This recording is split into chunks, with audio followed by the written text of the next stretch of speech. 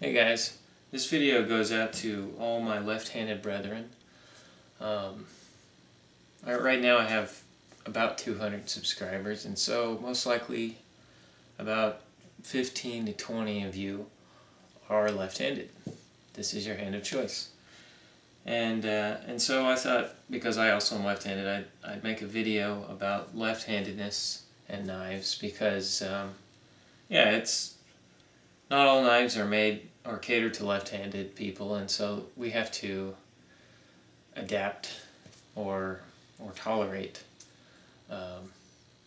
knives that aren't necessarily made for us. So for this, I decided to apply. I'm a forest ecology student, and I decided to apply a few principles that you find with natural selection studies and stuff like that.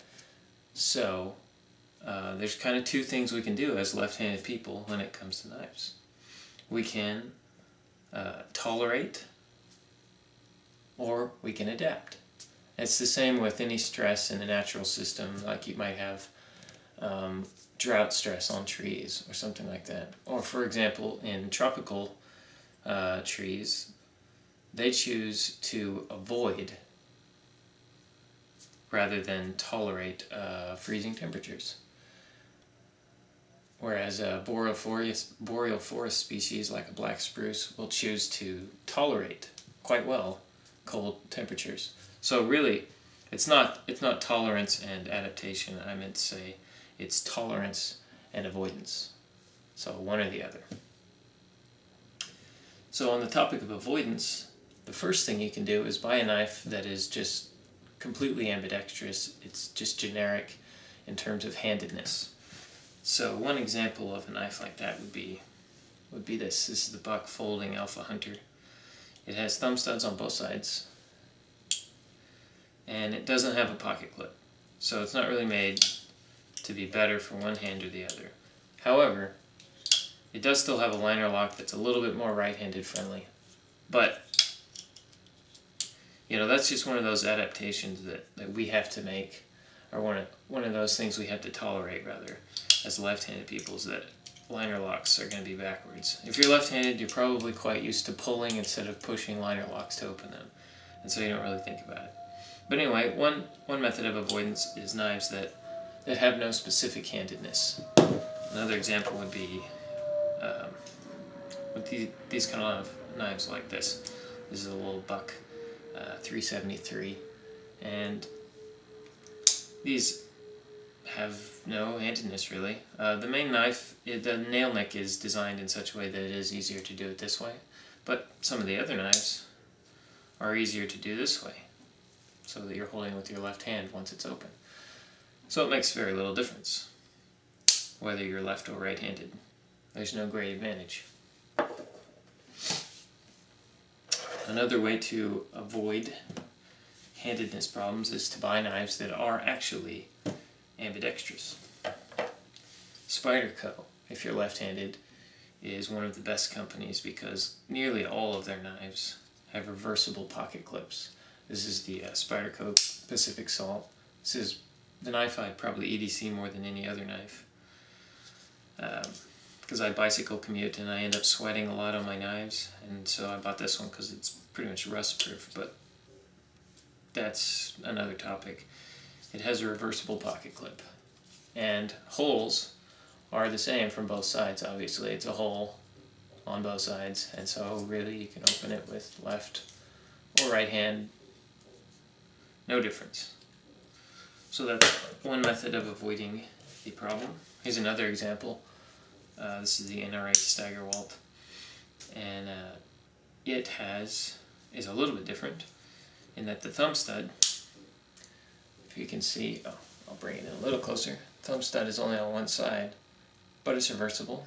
It came obviously outfitted for right-handed people because they're the majority, and the majority likes to oppress the minority. I'm just kidding. But anyway, I reversed it. It has a little screw, and that was no big deal. And the same with the pocket clip. Pocket clip is reversible on this guy. So I just reversed that as well. And now it's actually only left-handed because the thumb stud's only on one side. So that's kind of nice because it makes me feel like, you know, if somebody else picks it up, they're like, what the heck? And they get to feel what we lefties feel all the time. That, why isn't this designed right feeling? So those are ways to avoid the issue, is to get knives that are either neutral or are reversible. Then there's fixed blade knives. So this would be an example of one that is pretty much just generic. It doesn't matter if you're left or right-handed. This is a more classic. The knife itself is completely bilaterally symmetric, and so it makes no difference which way you hold it. Left, right, no difference at all. And the sheath is also symmetrical, and so you can insert. That's the thing about fixed blade sheaths, is sometimes they're geared towards a certain handedness, always right-handed if it's only one way. But this one, you can just flip it over. It doesn't matter. You can carry it on your left or your right side. No problem. Another knife that is kind of in the middle is like this one. This is a Cold Steel Recon Scout. The knife itself is, of course, completely symmetrical, so it doesn't matter. But the sheath can be reversed. You just unscrew the what am I trying to say? The belt loop system here unscrews, and you can flip it to the other side, or you know, there's all kinds of ways to fashion this knife. But it's a little different in that the sheath itself, not the actual loop, but the sheath, could be worn on either side. Unlike one like this, where you flip the knife, this one, the actual sheath, would flip. So that's another way that you can be left-handed. Another type of knife that will work for you. Okay, so let's move on to tolerance. Ways to tolerate knives when you're left-handed that are made for right-handers. With fixed blades, you commonly see sheaths that are, you ever notice it's kind of hard to say sheath, plural? Sheaths. I don't sound like I'm lisping or something. Anyway, this is an example, as well as this one, of a sheath that is made for right-handed carry. You can't flip the knife over and put it in the other way. Well, actually, you kind of can. I never noticed that. This one's so worn in that you can kind of do whatever you want. But when it was new, it certainly wouldn't have worked. It's designed, you know, to follow the blade form and be on your right side. So the way I tolerate this, because I love this knife and I use it a lot, is I still wear it on my left side. So it'll be, imagine my left hip is under this. Instead of drawing it as you normally would into a kind of, you know, you draw it into this position once it's out of the sheath. I just draw it with a reverse grip. And then you have it like this when you draw. Which, you know, makes you feel like a warrior, because it's sort of like more of a battle-ready kind of hold, not your utilitarian hold, the reverse grip. But then you can easily flip into another position. So there's an extra step, but that's just part of being left-handed in a right-handed world. Yeah, you just pull it out like that. So it looks like it's backwards on your hip, but that's perfect for the reverse grip. So that's something to do. The same, you could do the same with this knife.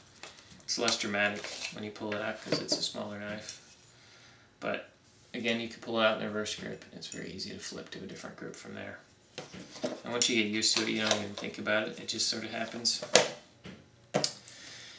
Folding knives with clips that are mounted to only one side and cannot be moved. That's pretty common. In fact, it's really common. And there's a lot of awesome knives that left-handers would be missing out on if they didn't somehow find a way to tolerate, you know, this system of a clip that's stuck on the right side and cannot be changed.